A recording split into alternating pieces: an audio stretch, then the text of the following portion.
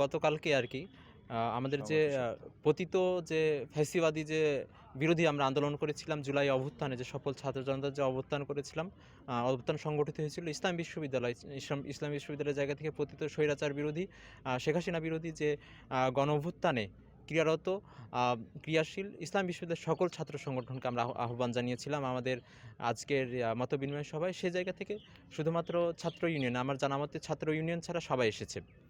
এবং আপনারা ইতিমধ্যে দেখেছেন কত ফলপ্রসূ আলোচনা হয়েছে। আমরা মোটামুটি আমাদের মৌলিক জায়গা থেকে জুলাই স্পিরিটকে ধারণ করে আমরা মোটামুটি সব জায়গাগুলোতে একমত হয়েছি এবং আগামী দিনে আমরা ঐক্যবদ্ধভাবে আমরা ক্যাম্পাস বিনির্মাণে আমরা লড়াই চালিয়ে যেতে চাই। আমরা আমাদের কার্যক্রম চালিয়ে যেতে চাই।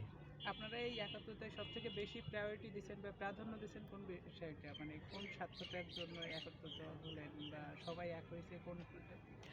এখানে হচ্ছে বেশ কিছু ব্যাপার এসেছে আরকি। যেমন বিশ্ববিদ্যালয়ে কিছু ইন্টারনাল ব্যাপার এসেছে, তেমনি আ আ কিছু জাতীয় ব্যাপারগুলো এসেছে। জাতীয় ব্যাপারগুলোর ভিতরে যেটি অগ্রাধিকার ছিল যে সেটা হচ্ছে অস্তিত্বের প্রশ্নে আমরা কোনোভাবে ছাড় দিতে চাই না।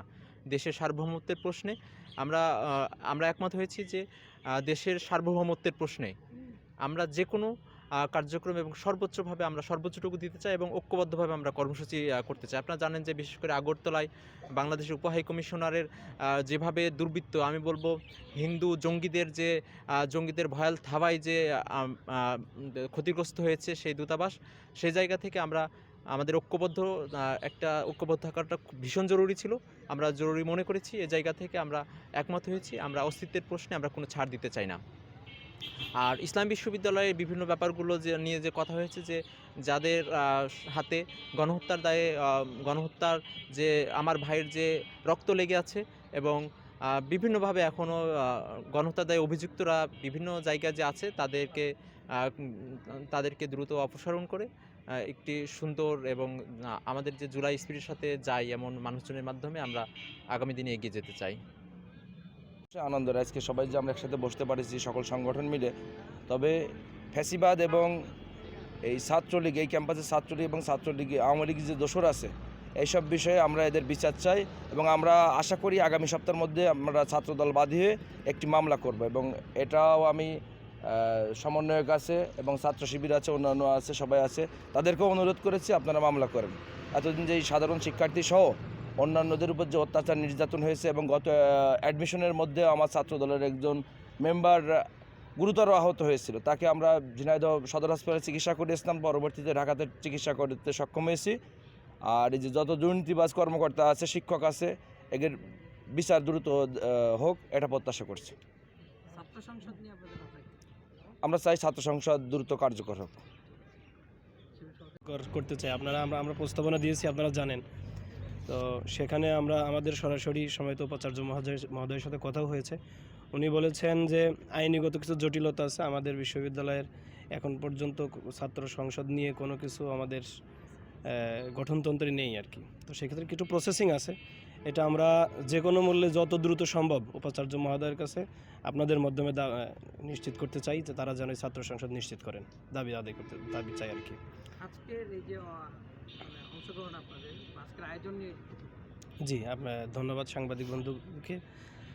আজকে আমি শুরুতেই বলেছি যে বৈষম্যবিরোধী ছাত্র আন্দোলনের উদ্যোগে আয়োজিত আজকের সকল ক্রিয়াশীল ছাত্র সংগঠনকে নিয়ে এই মতবিনিময় সভা একটি যুগান্তকারী পদক্ষেপ।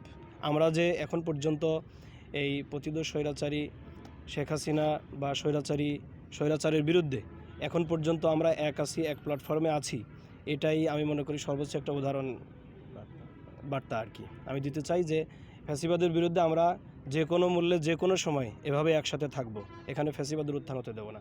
পাশাপাশি সাংবাদিক বন্ধুদের মধ্য দিয়ে আমি বিশ্ববিদ্যালয় প্রশাসনকে অনুরোধ করতে চাই, বিগত 16 বছরে এই স্বৈরাচারী খুনি শেখ হাসিনার আমলে যত অপরাধমূলক কর্মকাণ্ড, বিভিন্ন সেক্টরে করাপশন ইত্যাদি এগুলো হয়েছে, বিনামূল্যে যত দ্রুত সম্ভব বিশ্ববিদ্যালয়ের উদ্যোগে তদন্ত কমিটি গঠন করে তাদের বিচারের আওতায় নিয়ে আসা উচিত আমি মনে করি। পাশাপাশি এখন পর্যন্ত বিভিন্ন প্রশাসনিক দায়িত্বে এই ফ্যাসিবাদের দোসররা এখন পর্যন্ত কাজ করছেন, তাদের চক্রান্ত কিন্তু থেমে নেই।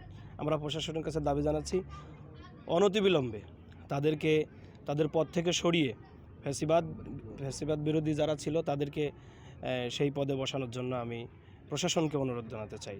আমি সাংবাদিক বন্ধুদেরকেও ধন্যবাদ জানাই।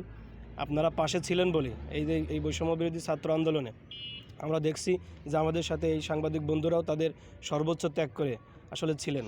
আমরা কলম যোদ্ধা হিসেবে পরিচিত। আপনাদেরকে ধন্যবাদ জানিয়ে আমি কথা শেষ করছি। আসসালামু আলাইকুম রহমতুল্লাহি ওয়া বারাকাতুহু। বিরোধী যে আন্দোলন হয়েছে সেখানে আমরা কাঁধে কাঁধ মিলে বৈষম্য বিরোধী ছাত্র আন্দোলনের প্ল্যাটফর্মের সাথে একীভূত হয়ে কাজ করছি, সর্বশক্তি সেখানে ব্যয় করছি। এখনও আগামী দিনে আমাদের যদি দেশের প্রশ্ন আসে এবং ছাত্রদের অধিকারের কোনো প্রশ্ন আসে, সেখানে আমরা ফ্যাসিবাদ বিরোধী এবং আন্দোলনের সকল ক্রিয়াশীল ছাত্র সংগঠন আমরা এক থাকবো এবং অভিন্ন থেকে আমরা সংঘবদ্ধভাবে কাজ করে যাবো ইনশাআল্লাহ। এবং আমাদের দলের সিদ্ধান্ত এটাই যে আমরা সকল ছাত্র সংগঠন একযোগে একসাথে আমাদের দলের প্রশ্নে এবং আমাদের দেশের প্রশ্নে, আমাদের দেশ এবং ছাত্রদের প্রশ্নে আমরা এক এবং অভিন্ন। ধন্যবাদ আপনাদের। 24 জুলাই অভ্যুত্থানের পর থেকে কিন্তু বাংলাদেশে আমরা পরিস্থিতির একটা উলটপালট আমরা দেখতে পাচ্ছি। আমরা চাই বাংলাদেশ জমিয়তে তালাবাই আরাবিয়া সকল রাজনৈতিক ছাত্র সংগঠন, অরাজনৈতিক ছাত্র সংগঠন সকলের সাথে ঐক্যবদ্ধ থেকে দেশের স্বার্থে, জনগণের স্বার্থে আমরা শুধু মাদ্রাসার শিক্ষার্থীদের অধিকার আদায় নিয়ে কাজ করি না, জনগণের অধিকার আদায় নিয়ে আমরা কাজ করি। এবং ভারতের বিরুদ্ধে, ছাত্রলীগ নিষিদ্ধ সংগঠনের বিরুদ্ধে, প্যাসিজমের বিরুদ্ধে আমরা সকলে ঐক্যবদ্ধ। এই জায়গায় আমাদের রাজনৈতিক মতাদর্শ আলাদা থাকতে পারে, আমরা আমাদের রাজনৈতিক মতাদর্শ আলাদাভাবে বাস্তবায়ন করতে পারি, কিন্তু দেশ এবং জনগণের স্বার্থে আমরা ঐক্যবদ্ধভাবে কাজ করি। কারণ স্বাধীনতা অর্জন করার চেয়ে রক্ষা করা কঠিন।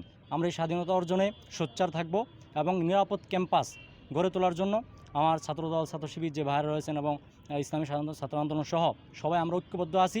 আমাদের অনৈক্য হবে না ইনশাআল্লাহ। এই ঐক্যবদ্ধ থেকে তালাবাই আরাবিয়ার পক্ষ থেকে সকলকে আমি ধন্যবাদ এবং অভিনন্দন জানাচ্ছি।